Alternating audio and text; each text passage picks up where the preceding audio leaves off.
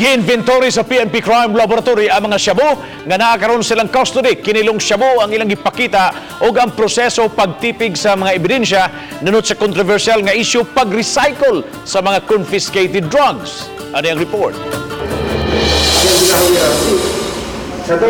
Gipakita sa Regional Chief sa PNP Crime Laboratory ang duha ka evidence room diin gitipigan ang mga shabu. Puthaw ang pultahan ug adunay tulo ka kandadong gihuptan sa tulo ka mga tao aron siguradong dili kini mahilabtan.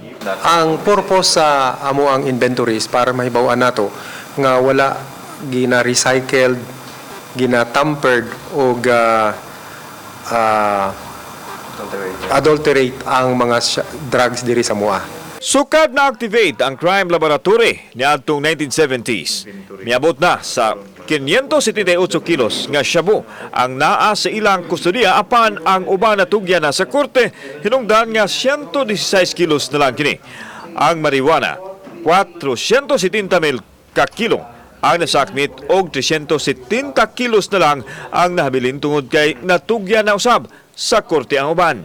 Ang inventory natong karon is 2019 sa kay ang naadiri ang mga chemist namong ubang chemist manggod namo nag-10 og court duty outside sa Region 7. So pag moabot sila tanan is inventory nami. Ongoing ni among inventory taman mahuman ug kanus nagsugod ang crime lab.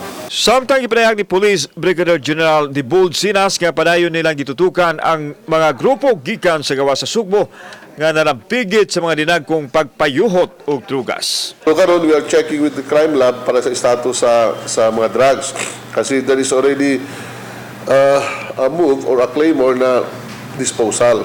Okay, so we're coordinating with the PDEA. Na-istorya na akong PDEA before I went to Negros na they are amenable. Kauban si Godfrey Relian, ako si Alan Domingo. Balitang Bisdak.